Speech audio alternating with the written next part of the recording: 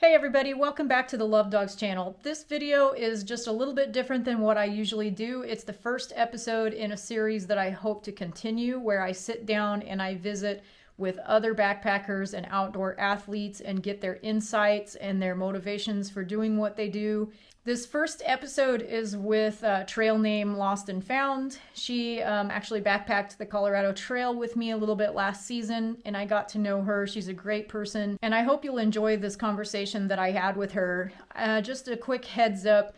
We had a lot of connection issues during this interview, this discussion, so bear with us. If the flow seems to be broken up in places, it's probably because it is. We kept getting kicked off of Zoom. We had a really great discussion, so I hope you'll enjoy this nonetheless. Okay, so Debbie, tell me about yourself. Yeah.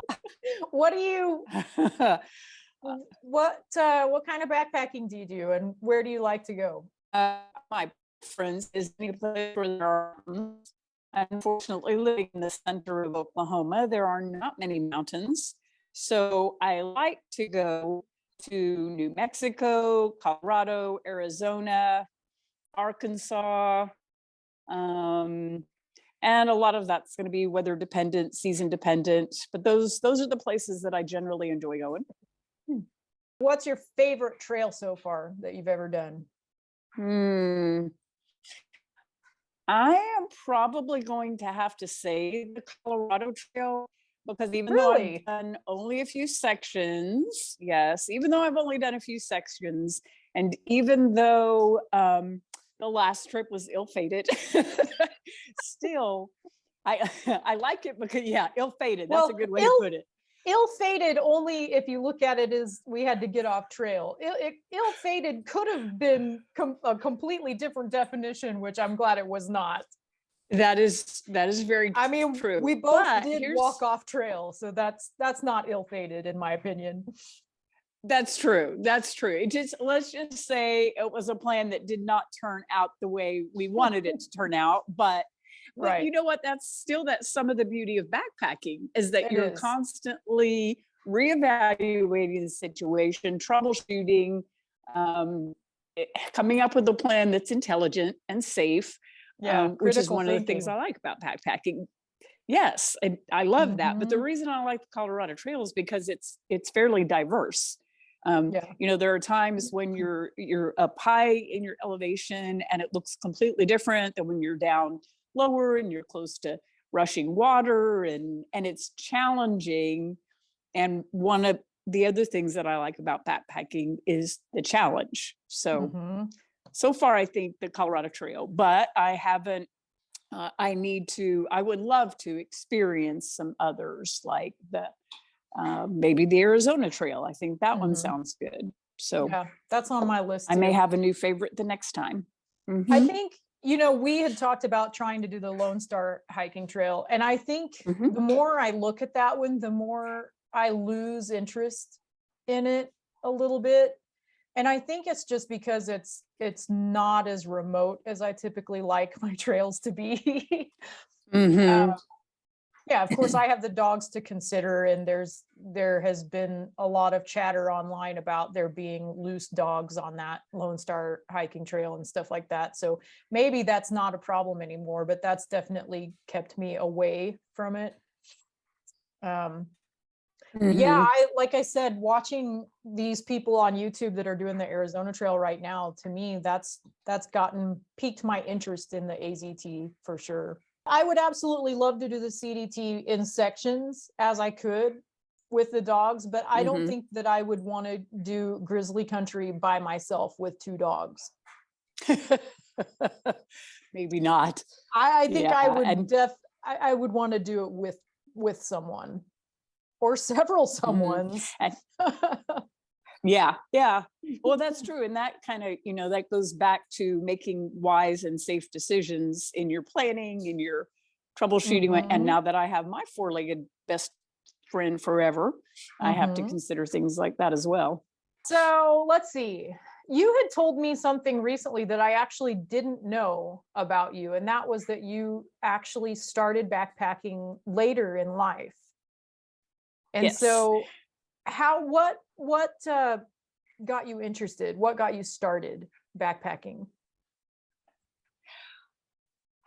You know, I was actually thinking about that earlier this morning, and I just know that at some point I thought, you know, I think long hikes and backpacking sound like something I would enjoy. And I had an acquaintance at the time, and he had talked to me about doing some trails in Colorado. And just listening to him talk, I think is probably what piqued my interest. But I was completely clueless as how would you get started? How would you find people to go with? How would you learn how to do that? So I eventually did find the American Hiking Society and signed up for a volunteer vacation with them at the Philmont Scout Ranch in northern New Mexico. And of course, I didn't have my own equipment. I borrowed some from that acquaintance. My pack was heavy, my equipment was heavy. I knew nothing about anything. My clothing was heavy, but it was sort of immersion therapy, so to speak. And they were providing the food and water, and it was with a trained group. So it felt safe. And it was a great experience, but I was hooked. That was it. I was hooked. That's awesome. Yeah. That's very cool. So then I found other groups, and I particularly like to hike. I like going on hikes with other groups of women, but I prefer going on hikes with like one other woman who is like, maybe we're kind of along the same line as far as our abilities and capabilities and experience. And but if you're with a group, you kind of have to accommodate for different speeds and, you know, abilities and what have you. So what aspect of it do you think is what got you hooked? Do you think it was just being immersed in nature, or do you think that it was more than that, like being dependent on your own skill out there? Or, you know, there are a number of reasons why I do it, but I'm curious, like what about it brought you back, or if there's more than one thing. Both of those things are huge. If I'm going to engage in physical activity, I most generally want to do something outdoors. So it was that, but definitely the part about relying on your own skill. I told somebody the other day, it's not you against nature, because nature's always going to win. It's you operating within the confines of the rules that nature sets down, and how can you best do that and come out okay and safe and problem solve.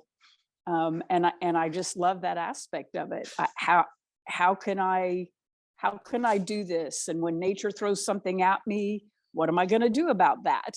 And yeah, I love that part of it. Yeah, I think that's a really good way to say it. I love how you explained that, because that is exactly what it is. It's being able to work with what you're given, you know, at any moment, and being able to deal with adversity. Like, I mean, when you're on trail, you're dealing with adversity daily.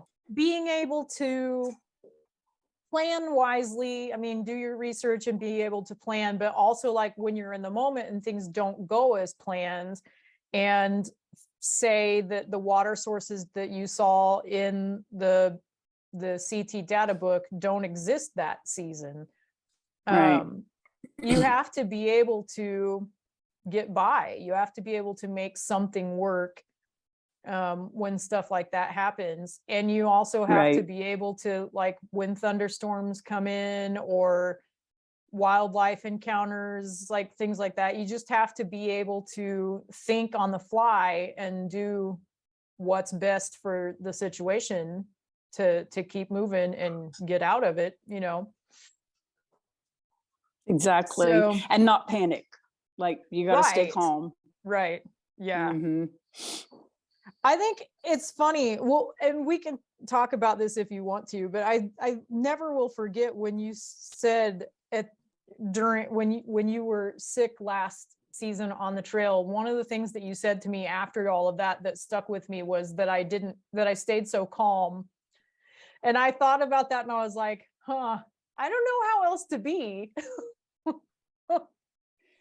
And that's good, because I was trying to be calm under duress. And if you hadn't have been, I couldn't have been. So yeah, you have to be.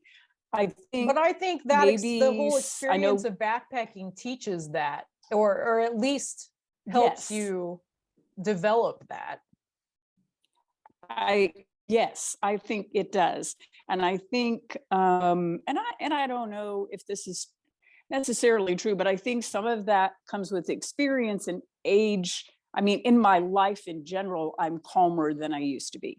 So I think maturity and wisdom, and you've gone through your life solving problems. So you have that skill set, and you learn that you have to be calm to really think through and solve a problem.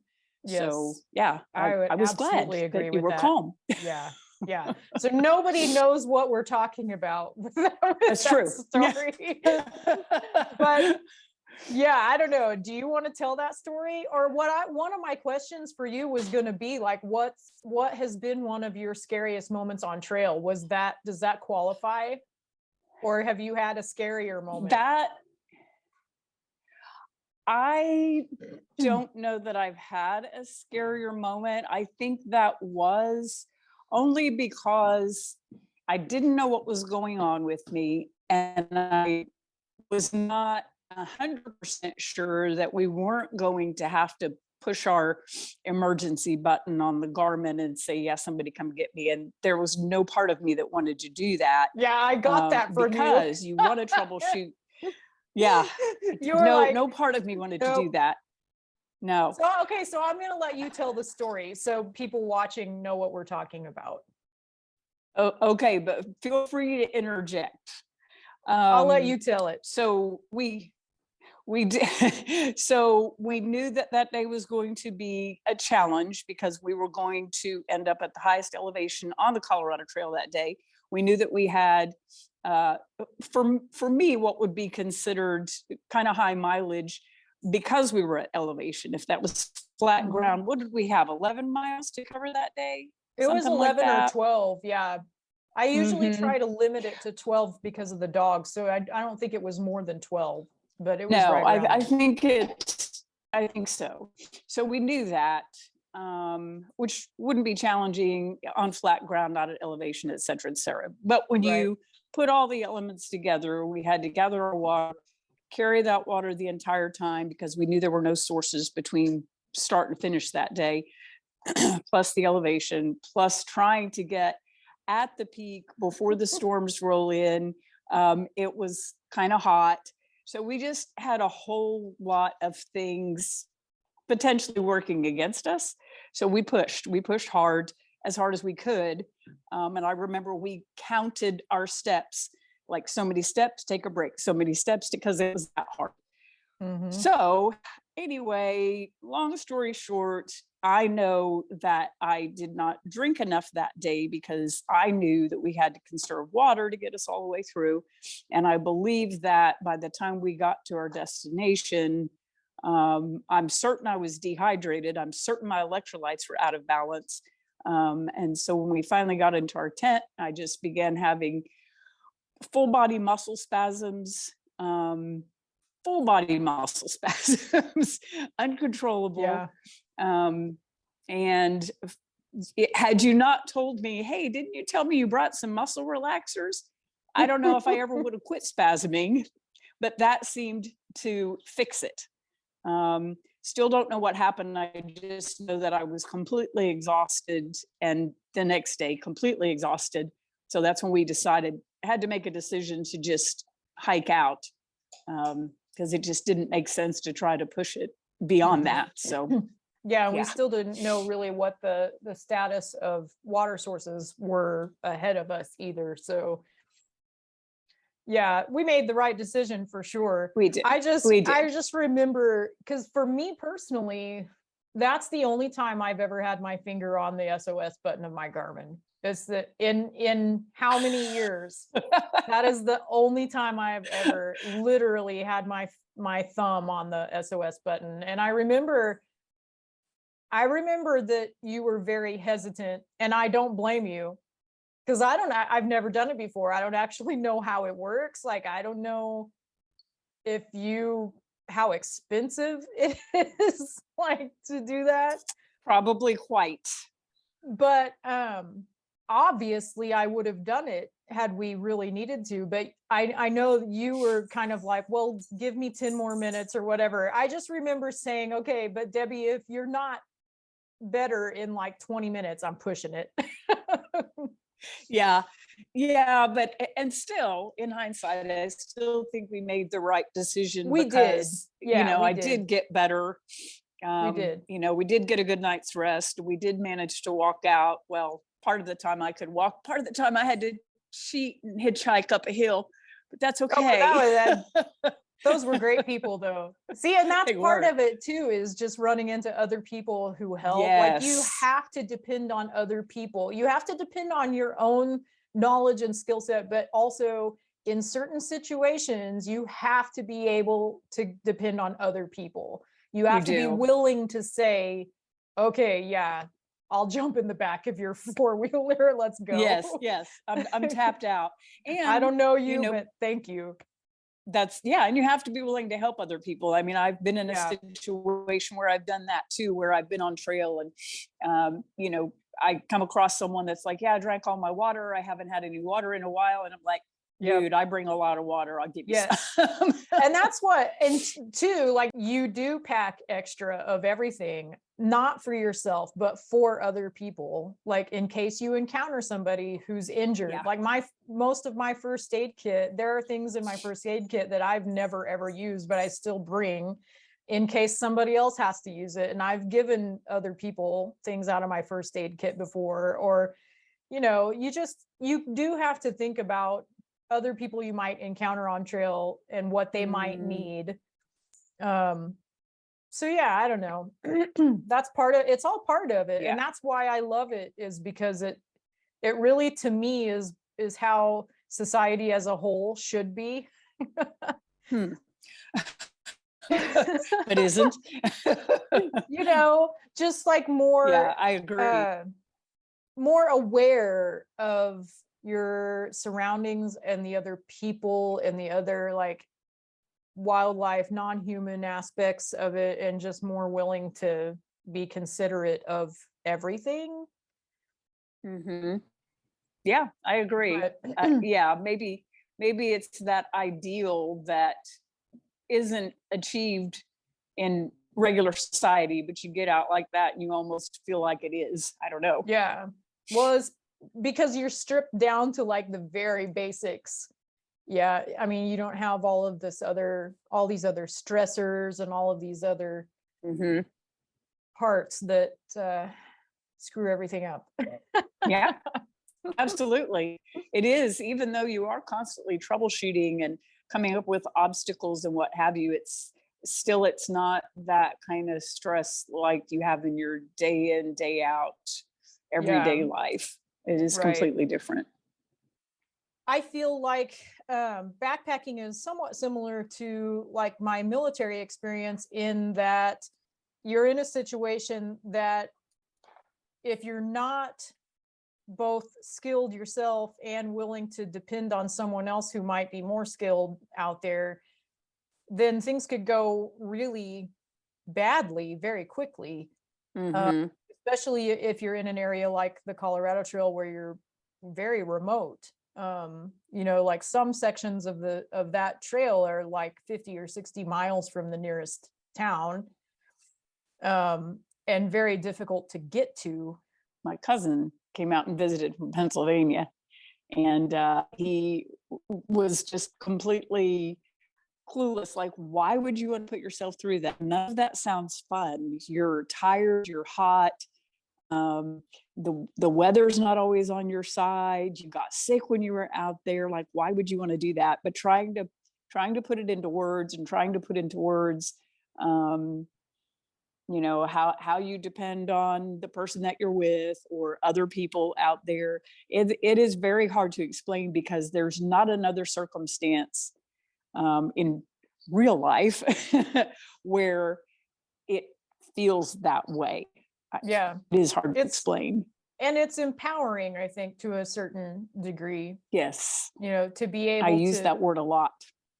to be able to do that and be responsible for your own skill or lack thereof, or, you know, knowledge. Yes, I use the word empowered a lot as far as how does it make you feel when you are successful, or even, you know, and saying that you're successful doesn't always mean that you followed through with the plan that you had initially. I guess it basically means you came out alive. Right. Yeah. But the word empowered is definitely how I feel whenever, you know, when you get through something like that. Definitely. One of my favorite sayings is, she believed she could, so she did. Yeah, I like it. I truly believe anybody can do it, but to do it safely, you do have to you have to do the research, you have to know the trail, know the landscape, know, you know, you and I were talking the other day about map reading, and it's so easy nowadays, especially with the technology, because you can download these apps that have the trail right on your phone, and it's too easy now to think that you don't need those skills, but you never know when you might get completely turned around. And, you know, even if you're looking at your phone, you still need to know how to read that map on your phone. Like, which direction are you facing? Which direction is your little dot on your phone? How do you get there? Yeah, but I think it's really easy these days with technology just to think that you can go out and not be prepared. And I think the first time you do a trip that's really remote like that, it's kind of a really harsh reminder that, you know, technology won't save you. That won't necessarily save you in certain situations like that. You got to have some skill and some basic knowledge before you go out. Yeah, definitely. I still need to practice with the map reading and the compass and everything, but yeah, I don't always trust technology. And what if something happens to your phone? Do you remember before we got to the high point on the CT, there was one little place where we were climbing, it was almost straight up. And when you get to the start of the next switchback, remember, because the dogs kept trying to run to me and I was getting mad at them because I was worried they were going to trip me or something. But like right at the edge of that switchback, you look off to your right and it's just like this big drop off, this great grand view. But yeah, you could very easily lose your phone over a cliff like that. Yeah. And you cannot, you can't just fully rely on that. I think I would not, because then you'd have to climb up again. Exactly. It's like the yurt, you know, we're sitting down there in this valley that's full of sheep, and we know that we can't set up a tent in the middle of a herd of sheep, especially with the dogs. And so we're looking all around and we know that the only option is to climb this hill over here to camp at the yurt. And we're just like, I don't want to climb that hill. I don't want to do it. Don't make me. And at some point, we finally were like, hey, we got to climb the hill now. But yeah, you get, and we were, I mean, point, it's hard to want to go up anymore at a certain point. You think I'm as exhausted as I possibly be. There is no way that I can do anything else, but you can. Yes. If you have to, and you will. And this is where that word empowering comes back into play, because you are absolutely pushed to your limits, and I think this is where my comparison to the military experience comes in. Because you get to a certain point where you absolutely think that there is nothing left in you. You cannot possibly go on, but you can. And then at the end of the day, when you think back about that, you're like, oh my gosh, like I can do that. And I'll never forget, like, okay, Dad will watch this, so thanks, Dad, for this. But like my dad wrote me a letter while I was at Army basic training, and I'll never forget this, that he wrote in the letter that I must know that after having done this, that I can do anything. And he's absolutely right. When you really push yourself and you find out what you're made of, you find out what you're capable of doing, and that can carry on through other aspects of your life, not just physical endeavors, but literally anything. Right. Like, nothing can hold you back. It's only mental that holds you back. Yeah. And bringing that up is interesting too, because you had said you really believe that anybody can do this if they research it. But you have to think you possess a set of being another way that carries over very well to this. And sometimes I think that skill set, if you want to start backpacking, if you want to start challenging yourself, is something that maybe you didn't previously possess, and you will develop it as you begin this. So even if you really kind of don't have that sense of empowerment, doesn't mean that you can't develop that. It just has to be gradual. And as you do little hikes, maybe day hikes, whatever, you start to gain some knowledge and you start to overcome some things, and you think, oh, well, I did that. What else can I do? Right. And until you get to, where you want to be, doing what you want to do. Yeah, absolutely. Oh, and this kind of goes back. You had said, how I started into backpacking, and I agree. I haven't been backpacking a long time. Didn't connect with the American Hiking Society until I was in my middle 50s. So I didn't even start backpacking until then. But again, you can. So if you're in your 20s, 30s, 40s, 50s, 60s, you want to do it anyway. Start small, work up. Yeah. Yeah. And that's one of the things that I want to talk about more, like on the channel and in my blogs and everything, is just like aging on the trail. Like, how do you maintain the physical ability to keep doing it? And it does get harder. At least I'm experiencing it getting harder. But like, what insight or advice do you have for other people who are what I call aging on the trail, who want to keep doing this for as long as they can? What advice do you have for me, Debbie? Okay, see, that puts it in perspective. I really think it's not just, oh, well, I'm getting ready to do a backpacking trip, so I better get in shape. That's not how this works. Maybe you need to step it up a little bit in preparation, but it's your lifestyle. It has to be a lifestyle to keep you in pretty fair condition, because the older you get, when you start to let your physical stamina, endurance, balance, agility, flexibility, when you start to let those things slip, it takes you longer to regain them. Your strength, all of that, it takes it. What I've noticed for me is it takes it longer to regain it than it would have if I were in my 20s or 30s or maybe even 40s. But so I say you just have to have a healthy lifestyle of, try to eat well, try to keep your weight healthy. You should be doing strength training. You should be doing things to make sure that your balance and your flexibility and your endurance stay good.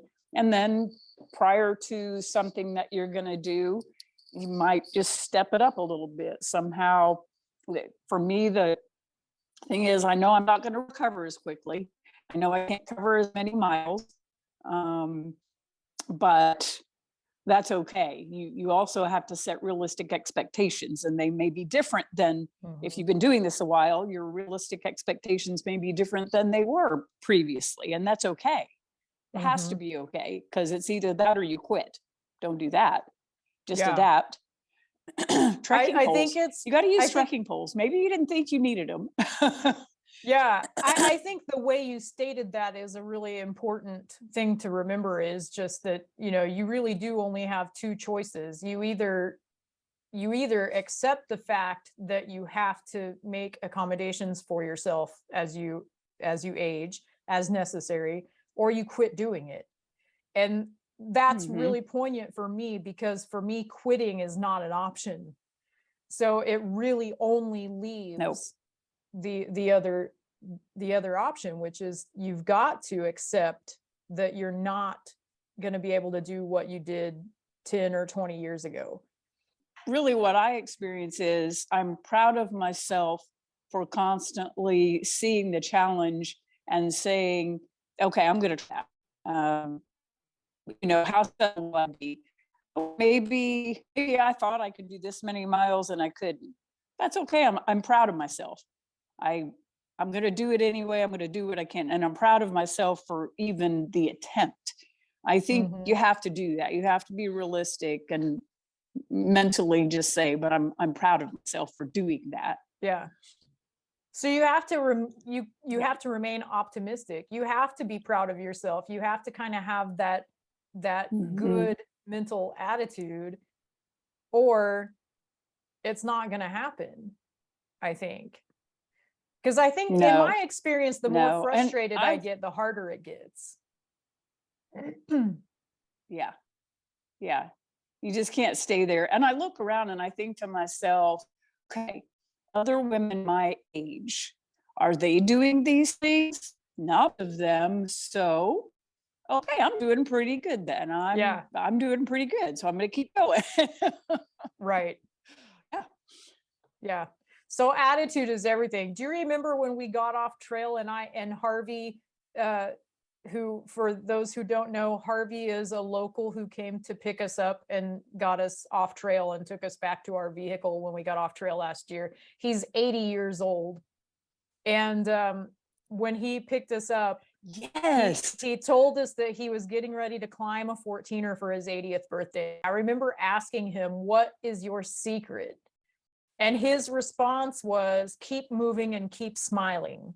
And I have hung on to that. Like I try to keep that as my motto, is like, keep moving and keep a positive attitude. At 80 years old, I simply want to be able to still hike at 80. Like it doesn't even have to be a 14er for me. I want to still be able to go hiking.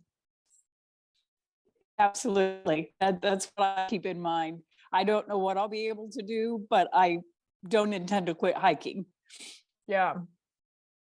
And I know I have, I've got some physical limitations. I mean, I've got arthritis, probably bursitis in my hips.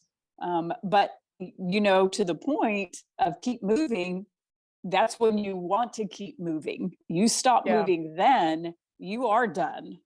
So to me, that's actually motivation. You're telling me that I have arthritis and bursitis. So because kind of like we were talking about earlier, I feel like you become more patient with yourself.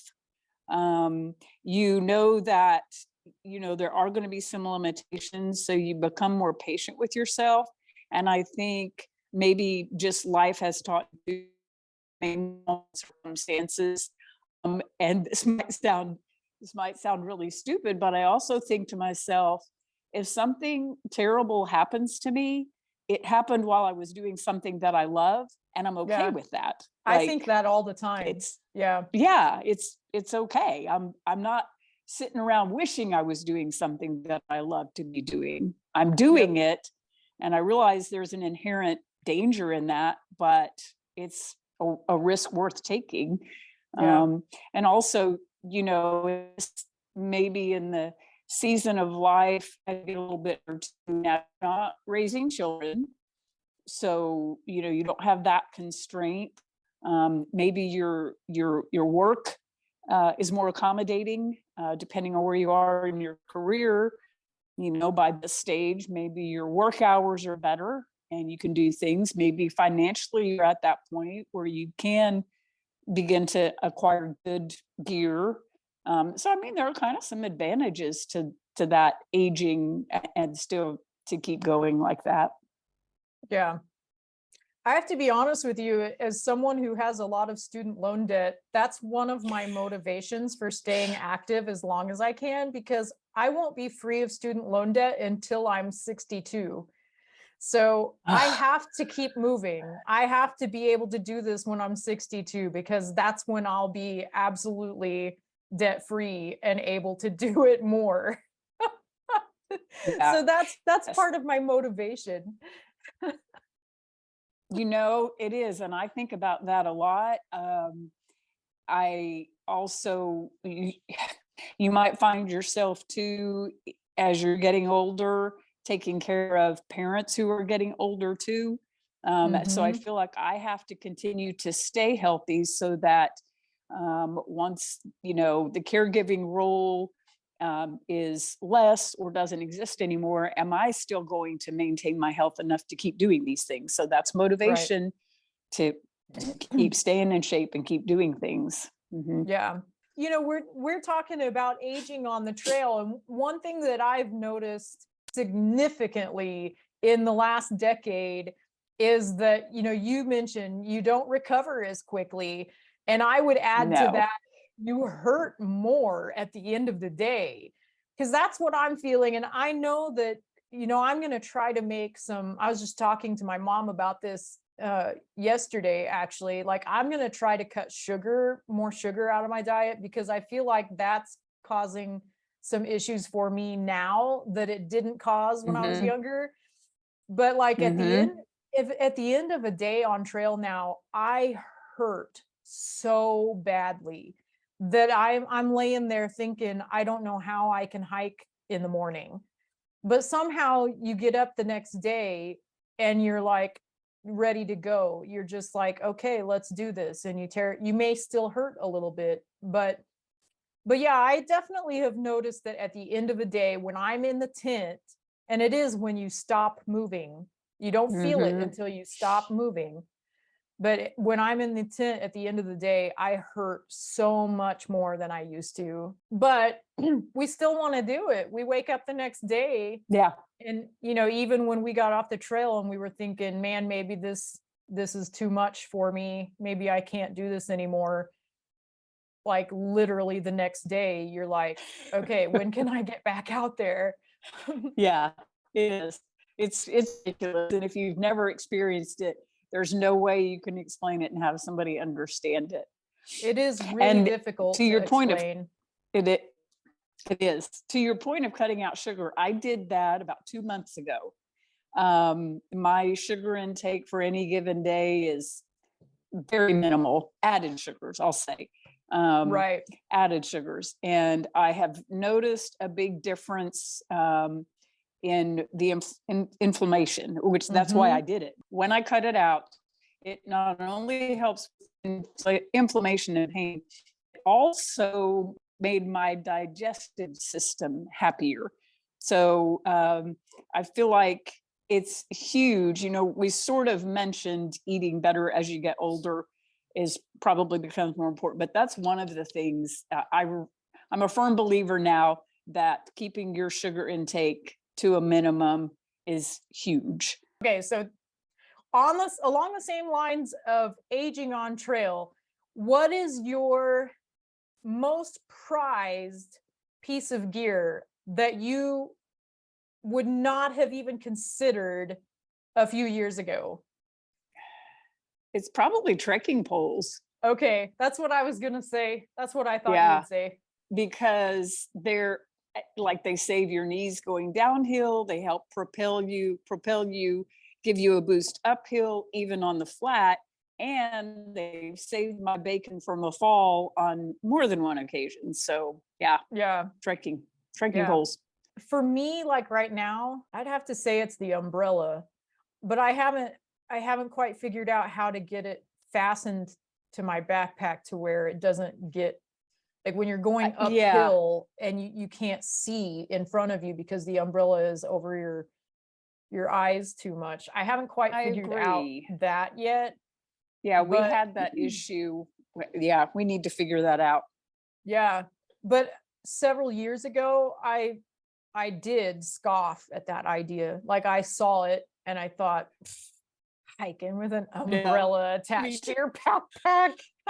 No, you bunch of like God. you weakling, you. I just thought, wow, But yeah, why would you carry that extra weight? But then I got it, and for one thing, they're incredibly light. yes. The first time I picked it up out of the box, I was like, oh my gosh, I can't believe how light this is. This weighs absolutely nothing. I think it actually weighs like 6 ounces, but still it's really lightweight. But yeah, the sections of the Colorado Trail that are all above tree line, and especially with dogs, like when you're that high, you're closer to the sun. The sun is a lot more harsh when you're at that elevation.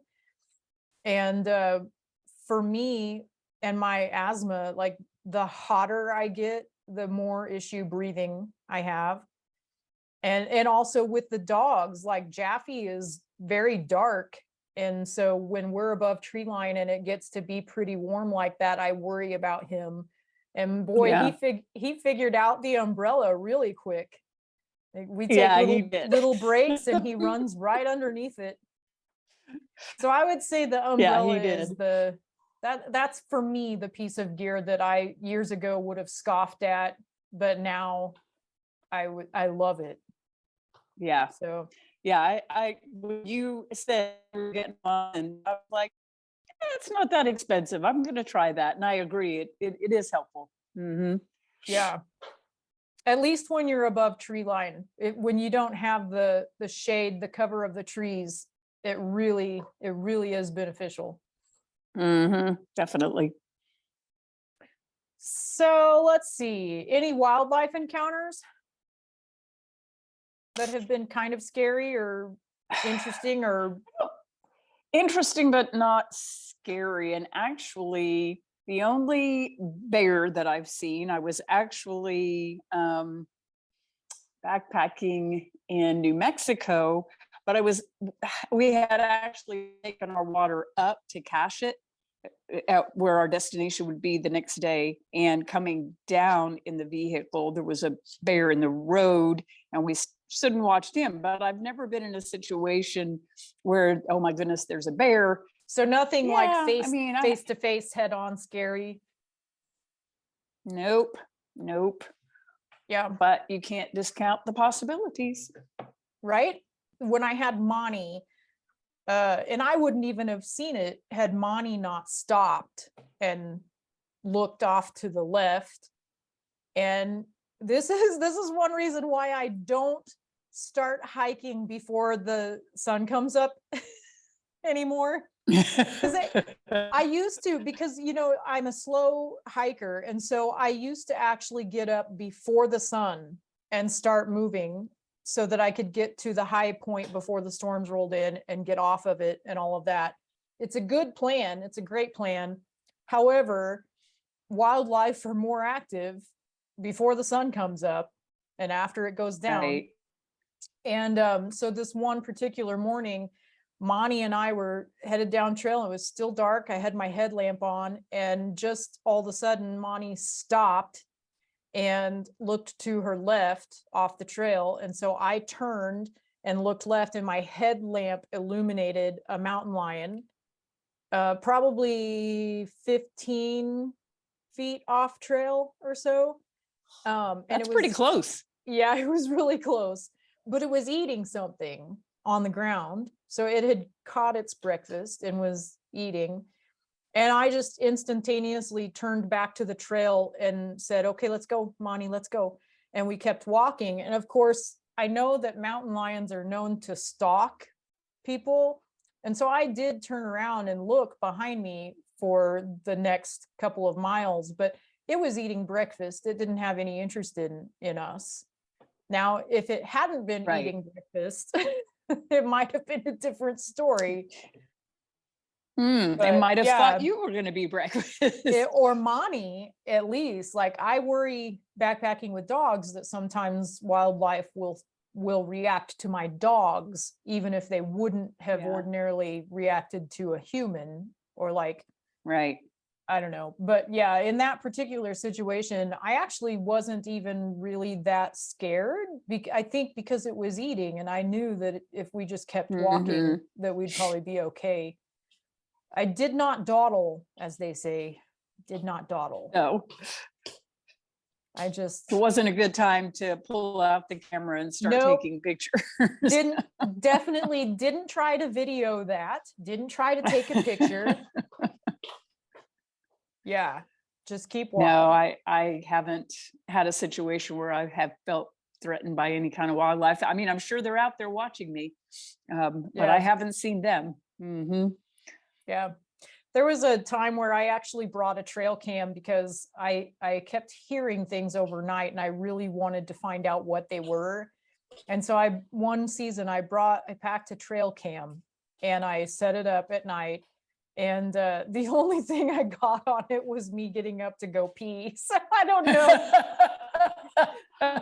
I think that we just hear things and we want them to be things that they're just not.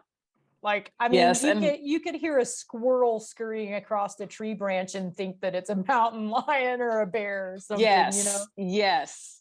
That's what I was just getting ready to say. The smallest thing just can make so much noise in the woods, or so it seems. And you just think it's 10 times bigger than what it is. Yeah. So I was thinking about this question and I don't know that I have an answer to it, but do you have a most embarrassing moment on trail?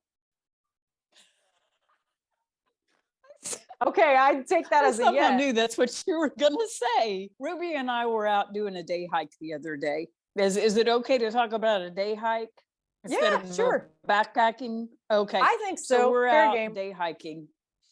So I use my little shiwi, thing. And but I didn't have on pants with a zipper, so I had on leggings. So I still kind of had to pull the front of my pants down a little bit. So I got my back to the trail, doing my business. I had unleashed her from me, and I had seen nobody on this trail. We've been out over an hour, and I see nobody until I do this. And off to my left, she alerts, and I see a couple of people on horseback.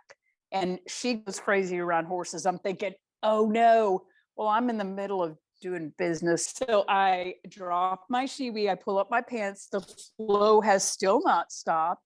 So I'm basically wetting down my legs while I chase after Ruby. And I finally get her, I go back. And so now I'm soaked. And I'm like, well, you gonna hike on? Or you gonna go back to your truck? I'm going to hike on. It's windy. I'll try eventually. And then there was the time that I went to urinate and I didn't take toilet paper with me. And I just reached over and grabbed some leaves. And it wasn't until the next day that it occurred to me what kind of leaves those were. Oh no. Poison something. Oh no. And so for the next 5 days, ouch. Don't ever do that. just stay wet. It's fine. Oh my gosh. Oh my gosh. What is it about nature calling in the wilderness that creates embarrassing moments? I don't know if it qualifies as embarrassing or not, but like the potty stories that I have involve the dogs. Because so I always leash the dogs if I'm doing something that I know takes my full attention. So if I can't be watching them, then I leash them to me. So when I go out to do my business, the dogs are leashed to me. They go with me. And, a lot of the times it's getting to where I call it synchronized potty. Because we all go out. We all three go out together.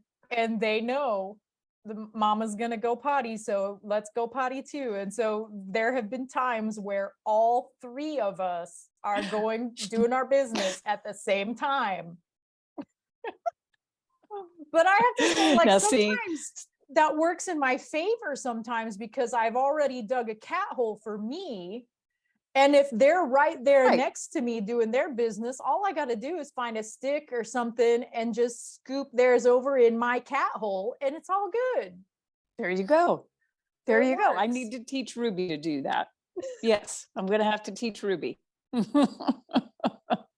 Yeah. So I don't know if that qualifies as most embarrassing, but it's funny. Is there any gear that you don't have yet that you want to get, and why? Something that I don't have that I want to get. You know, it's funny how no matter what you have and you think your gear is good, you're still always gear shopping. I don't know that there's any one piece. Really, I'm just trying to accumulate more cold weather gear, so more wool layers, because I think just from my experience and from reading what other people say, I'm pretty well convinced that wool is the thing. So I'm just trying to accumulate some more wool gear. But as far as any big pieces of gear, I don't. I mean, always looking at things, but I really don't see anything that I think, yeah, that would be better than what I currently have. But it could happen. Yeah. But right now, I think it's just getting more cold weather stuff, particularly base layers. Okay. Cool. What I about keep you? saying, I keep saying that it's not about the gear. But for me, I think as I get older, it's about going lighter, to make things a little easier on my body and on my lungs. So, I don't think I have that much left that I can get much lighter. Yeah, And it's kind of how I feel. the dogs are always going to be, a little extra. They're always going to cause me to have to carry a little extra, especially when it comes to water carries and stuff like that. So, I think all of the big things I pretty much have gotten down. As you know, I just switched from the Z-Packs to the Durston, and I don't have that tent yet.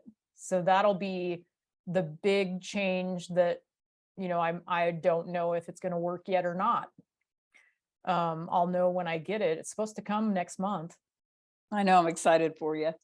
I would say probably the only other thing that I'm still thinking about is with regard to the shelter system. And that is, there's a part of me that eventually, I don't think the dogs are ready for it yet, but eventually I would like to just go to a tarp system.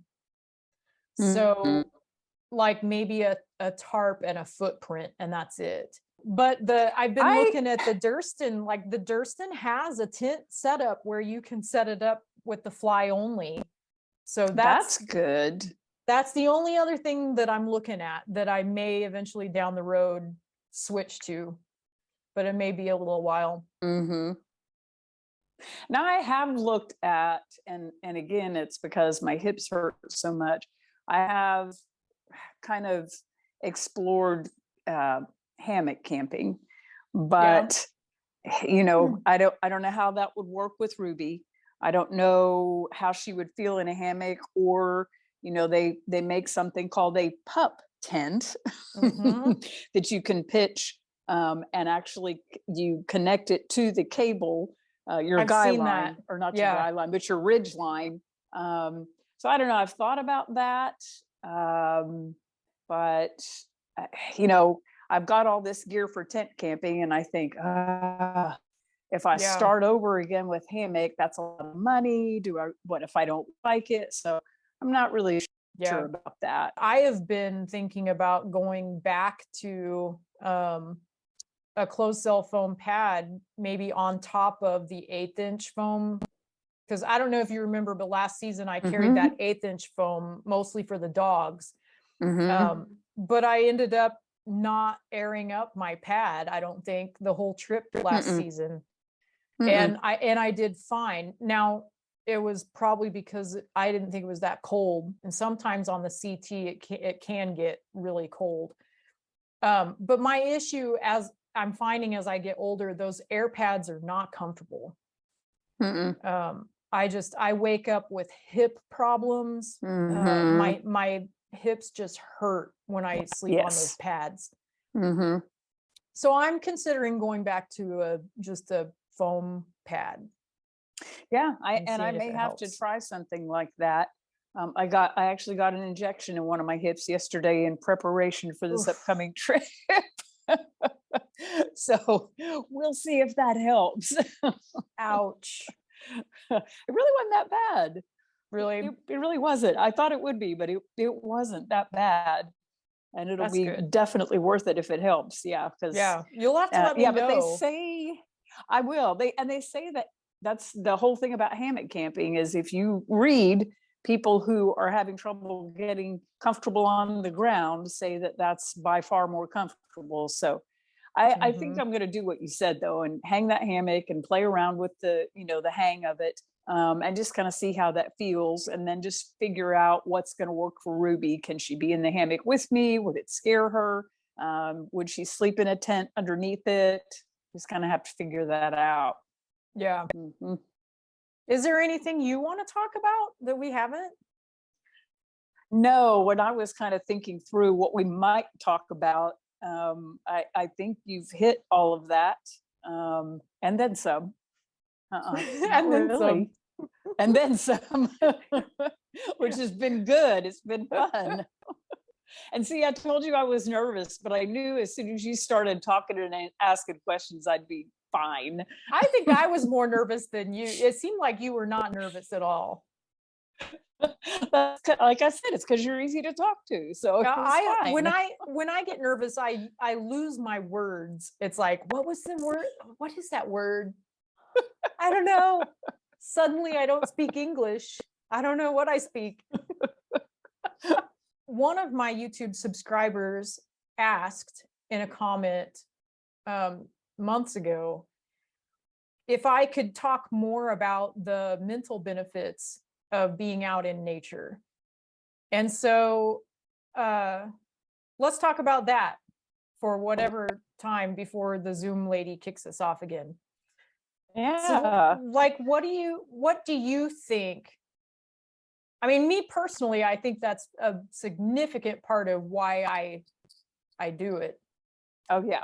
Why I go out there. But like, what are your thoughts about the mental benefits of backpacking and being out in nature? Like, we already talked a little bit about how empowering it is to do something that difficult. But what about just the pure and simple act of being immersed in nature? Not even backpacking necessarily, but just being out there. Right. Yeah. I often say it helps me burn off the crazy. And my husband will say, if it's, the weather's been bad or I'm particularly stressed, he'll say, don't you need to go for a run or a hike or something? Because I mean, it makes a difference. It's been proven that outdoor activities increase the dopamine levels in your brain, and that's your feel-good chemical. So scientific. And for me, and this is going to vary depending on what your spiritual take on things is, but for me, when I'm out, I feel like I'm worshiping too, because I look at this creation that is so vast, so varied, so indescribable. And I think a great big God did this. Like, this is so cool. And it's just, for me, it's a spiritual experience too. I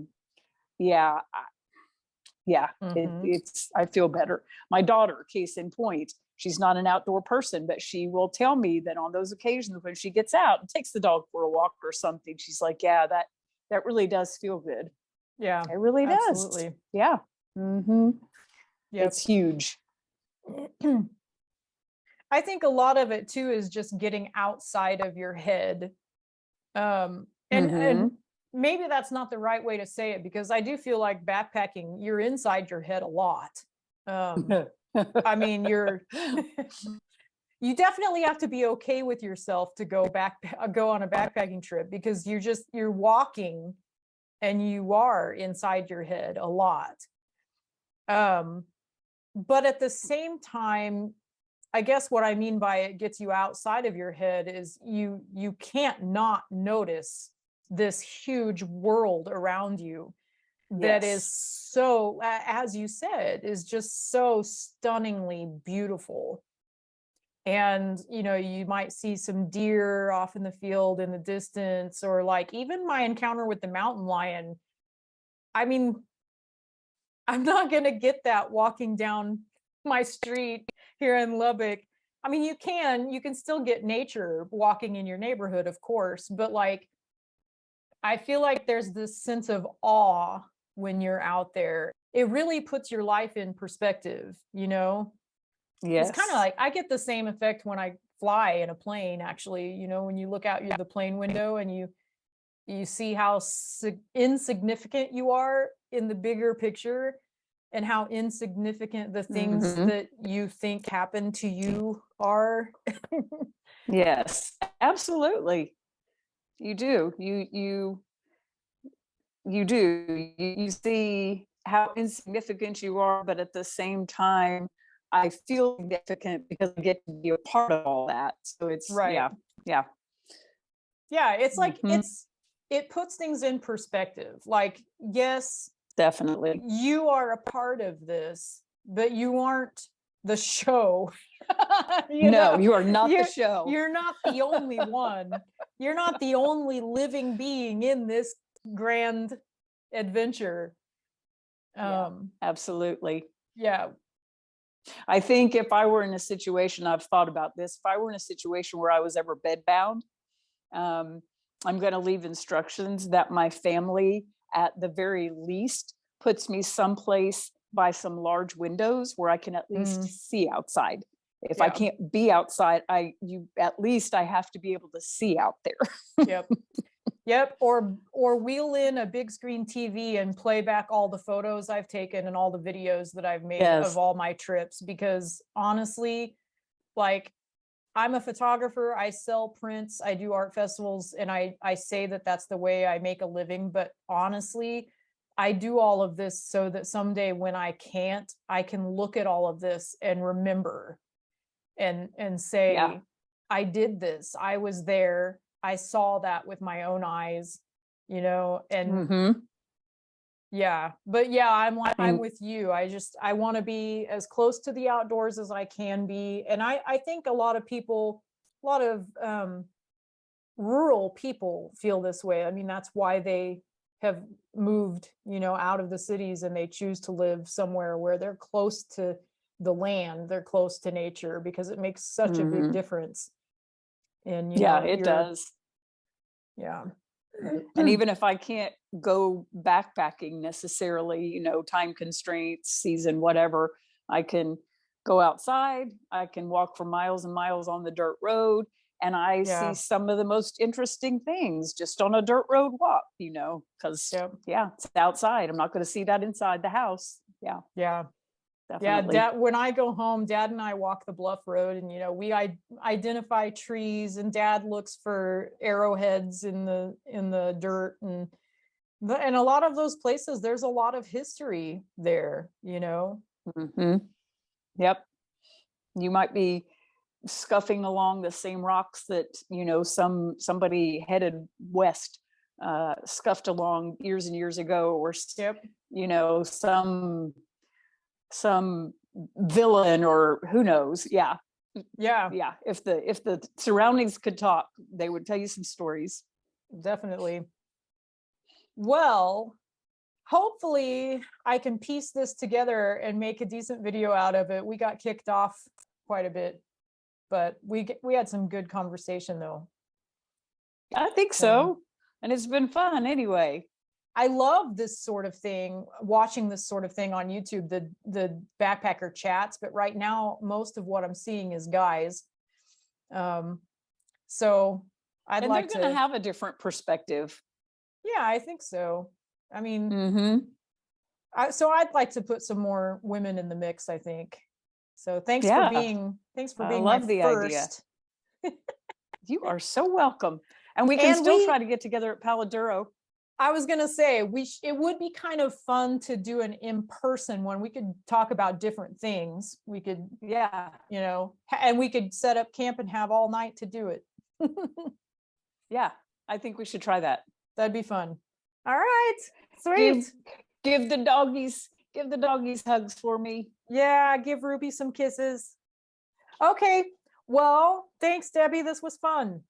Yes, it was. Okay. We'll do another one in person soon. Okay. Cool. Sounds good. Take care. Give those puppies Take care. hugs. All right. Yep. Bye-bye. Bye.